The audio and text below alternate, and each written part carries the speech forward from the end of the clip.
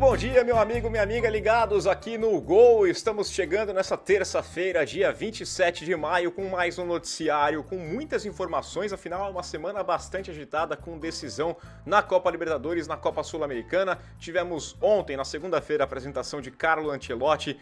É real, ele é o técnico da seleção brasileira, enfim, chegou, fez sua primeira convocação, então temos muitos assuntos. Já vou pedir para você aqui, ó, deixar o seu like, deixar o seu comentário aqui embaixo, deixar aí a sua sugestão de seleção brasileira, se inscreva no canal e já virou rotina, então clica no sininho aqui em cima para você ser notificado assim que entrar um vídeo novo, né? Porque aí você vai começar o seu dia sabendo muito bem o que aconteceu e o que vai acontecer. Então vamos lá para a capa do nosso site, o gol.com.br, você tem lá as principais informações, tem os destaques aqui do site, tem até NBA, tá? Você ficar por dentro, você que gosta também da bola laranja, eu gosto bastante de NBA. Tem aqui todos os jogos, os destaques, daqui a pouco a gente vai falar do Cristiano Ronaldo aqui, você pode conferir tudo no nosso site, mas eu quero começar falando de seleção brasileira, porque rolou a primeira convocação do Carlo Ancelotti como técnico do Brasil, teve a apresentação, recebeu o agasalho lá do Felipão e também revelou que conversou com o Neymar. Essa primeira lista não tem o jogador do Santos, está voltando de lesão, jogou muito pouco nas duas últimas partidas pelo Peixe, muito tempo fora também, mas deixou claro ali que pretende contar com o jogador, e faz todo sentido, né? Você pode ter a sua raiva que for do Neymar, mas ele, bem fisicamente, é um jogador que nenhuma seleção do mundo pode abrir mão, é um baita de um craque, é assim, um talento tremendo. É que faz muito tempo que a gente não vê ele de fato em condições, mas estando em condições, tem lá, e aí você confere os detalhes dessa primeira coletiva do Carlo Ancelotti como técnico da seleção, assim como você pode conferir também lá a nossa lista, tá? Tem lá a lista certinha, a primeira convocação com alguns nomes surpreendentes, né? O Alexandre Ribeiro, jogador do Lille, chegando também. Tivemos o Andrei, né, sendo convocado, jogador do Estrasburgo, Andrei Santos. Tem alguns nomes voltando, Hugo Souza chegando na seleção brasileira também, um dos goleiros convocados pelo Ancelotti. E fizemos um programa especial que entrou no ar pouco depois dessa convocação, que eu fiz um desafio para o Carlos Ramos para ele falar como seria a seleção brasileira, tá? Ele montou, tem lá a coluna, você pode conferir na nossa capa também, a resenha tática, explicando um pouquinho, mas como eu fiz o desafio para essa manhã, ele tem que aparecer aqui no nosso programa também. Então, Carlos, diz aí o que você pensa da seleção brasileira a partir dessa primeira convocação. Fala, Rafael Bellatini, tudo bem? Pois é, comecei a pensar aí no desafio que você passou para iniciar aí a bolar como é que o Carlo Ancelotti pode começar o trabalho dele como técnico da seleção brasileira. E eu comecei a esboçar um campinho aqui que eu queria mostrar para você. Bom, o Ancelotti já falou na coletiva de apresentação dele que ele é um técnico que ele se adapta aos jogadores e às características dos jogadores e não o contrário, né? Isso é interessante. Mas eu parti do ponto de princípio de que ele vai adotar inicialmente um esquema que é um pouco mais parecido com o que ele costuma adotar, né, e buscar ao controle do meio do campo. Ele trouxe o Casemiro de volta, então acho que o Casemiro vai ser um pêndulo importante para ele nesse time, como ele foi no Real Madrid.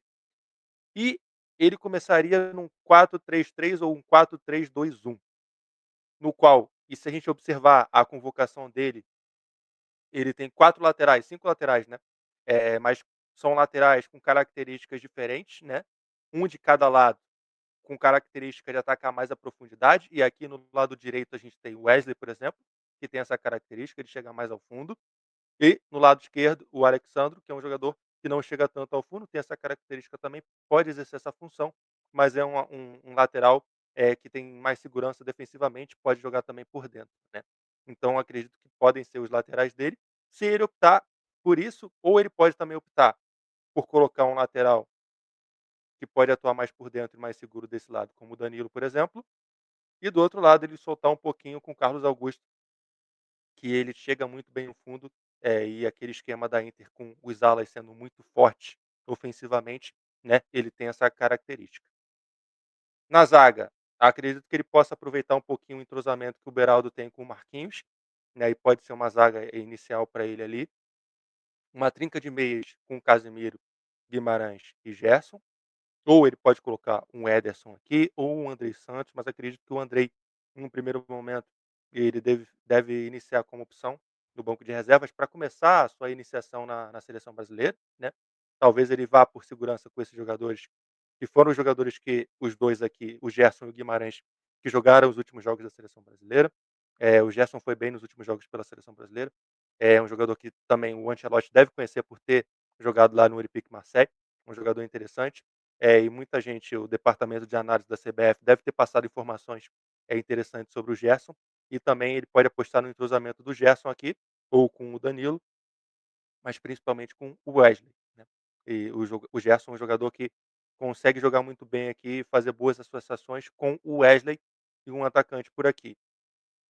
Avançando para o ataque, eu acredito que inicialmente ele colocaria 2 jogadores por trás de um atacante de referência, é uma das opções que ele pode ter. Ele convocou o Richarlison, que é um jogador que ele conhece do Everton, então o Richarlison foi o nosso último atacante, o último camisa nova da seleção brasileira na última Copa do Mundo, foi bem, né, no mundial, de 2022 com a seleção brasileira, então ele pode ser essa opção aqui como camisa 9, com 2 jogadores jogando por trás dele, o Vini e o Rafinha.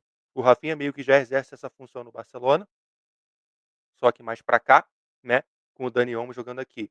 Com o Vini, eu acho que o Rafinha fica mais aqui. Ele com o Dorival, em alguns momentos, já jogou mais por aqui, com o Savinho vindo mais para cá. Então acho que ele pode optar por esses 2 atacantes atrás do camisa 9. E você, Belatini, como é que acha que a seleção deve começar nesse primeiro jogo aí, nos primeiros jogos do Carlo Ancelotti no comando da seleção brasileira? Fica o desafio agora para você. Um abraço e bom restante de programa. Pois é, pois é. Ó, assim, eu tenho minhas dúvidas, eu prefiro um 9. Eu gosto do Richarlison, mas eu acho que não é uma época para ele, não é uma temporada assim espetacular, o momento não é dele. Então, olhando aqui a sua montagem, eu prefiro mais essa segunda opção, tá? Que tem aqui. Eu acho que eu preferia mais o Rafinha, o Vinícius Júnior mais para frente, o Matheus Cunha vindo, né, como esse terceiro homem. Um 9, eu gostaria mais se fosse o Pedro. Se fosse o Yuri Alberto, eu sei que o Pedro tá se recuperando, que o Yuri Alberto também tá lesionado, mas eu acho que eu ficaria com mais esses caras aqui, acho que cheiram mais gol, tá? Então eu ficaria com essa decisão, mas vamos ver como é que vai ser a seleção do Ancelotti.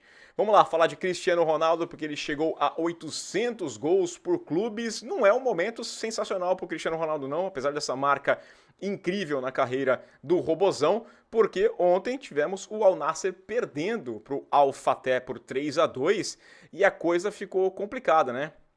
Na Liga Árabe terminou a temporada e eles ficaram aqui fora da zona de classificação para a Liga dos Campeões Asiáticos, né? Então aqui é um momento ruim, não se sabe qual vai ser o futuro do Cristiano Ronaldo, porque ele até postou aqui, né? Falou, esse capítulo acabou e a história vai continuar sendo escrita. Então, agradecendo por tudo, não se sabe se é simplesmente o capítulo terminando do fim de uma temporada ou se de fato é o capítulo, né, com a camisa do Al Nassr.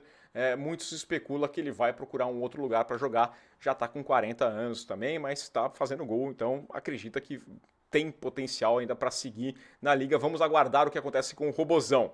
Falando de futebol brasileiro, começando com a Série A, tivemos um jogo isolado na segunda-feira, a vitória do Red Bull Bragantino sobre o Juventude por 1-0, belíssimo gol, hein? Um golaço ali, pô, vale a pena conferir, porque foi um golaço do John John, uma cobrança de falta perfeita, a bola bate na mão do goleiro, bate na trave e entra, maravilhoso, e que ajudou bastante a equipe do Red Bull Bragantino, ficando aqui, ó, tá colado no Palmeiras, tá bem achatado aqui esse G4, né? Todo mundo ali na casa, divididos por 2 pontos apenas do primeiro do líder Palmeiras até o Red Bull Bragantino. Ceará e Botafogo tem um jogo a menos, o Ceará ainda pode subir se vencer essa partida contra o Botafogo também podendo subir, e aqui embaixo não terminou a rodada ainda, mas esses times não mudam. A 10ª rodada termina com Vitória, Santos, Juventude e Sport na zona do rebaixamento. Na Série B, tivemos a vitória do Curitiba sobre o Criciúma por 1-0, o jogo que foi importante também aqui, essa classificação muda, deixa eu colocar aqui a tabela da Série B do Campeonato Brasileiro. Tivemos uma outra partida também, o Cuiabá venceu o Vila Nova e tivemos o Botafogo de Ribeirão vencendo o CRB. O Botafogo saiu aqui da zona do rebaixamento, tirou o CRB que estava aqui no G4. O Curitiba com essa vitória subiu para o grupo dos 4 primeiros colocados. Tem mais uma partida entre América Mineiro e Atlético Goianiense fechando essa rodada, mas está bastante agitada a Série B do Campeonato Brasileiro e a gente sempre está de olho também, tá? Vamos falar de novo aqui na nossa home, né? Porque eu quero ir nessa matéria especial aqui sobre a Libertadores, tá? O que está em jogo nessa última rodada da fase de grupos da Copa Libertadores, destacando um programa especialíssimo, o Gol nas Américas, com o Dudu Monsanto, que ele passa cada uma das chaves explicando, você vê aqui nessa matéria também, mas vou trazer o destaque, né? As partidas da Libertadores hoje, teremos o Botafogo contra a Universidade de Chile, jogando a partir das 9h30 da noite no horário de Brasília. Jogo importante, você confere o nosso prognóstico, nossa previsão aqui, tem lá campinho também, como fica cada um dos detalhes e aonde assistir essa partida transmitida pela Paramount Plus. Temos também o São Paulo jogando às 7h da noite do horário de Brasília contra o Tajeres, né? O São Paulo já está classificado, só pode garantir a primeira colocação do seu grupo.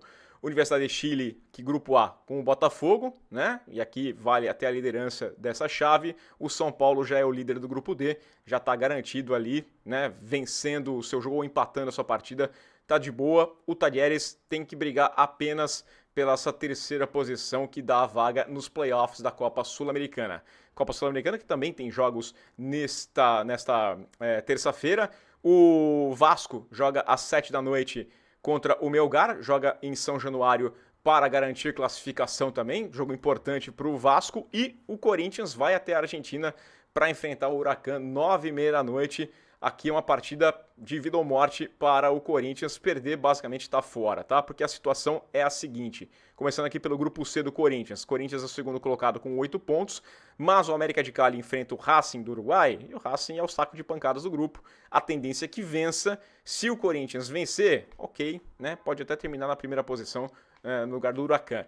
Se empatar, a tendência é que seja ultrapassado, porque o América de Cali deve vencer seu jogo e chegaria aos 10 pontos e o Corinthians estaria eliminado. Se ficar na segunda posição, o Corinthians tem que ir para os playoffs, primeira posição da vaga direta na fase oitavas de final, né? Então, playoff, 2 joguinhos a mais para serem feitos. E temos aqui também no grupo G, o Vasco, nesse momento terceiro colocado, vencendo o Melgar, garante a segunda posição. A primeira colocação já é do Lanús, né? Não se discute, mas pode ir para os playoffs, fazer 2 jogos a mais, mas avançar na Copa Sul-Americana. Dudu Monsanto explica direitinho também, você vai conferir todos os detalhes no gol.com.br.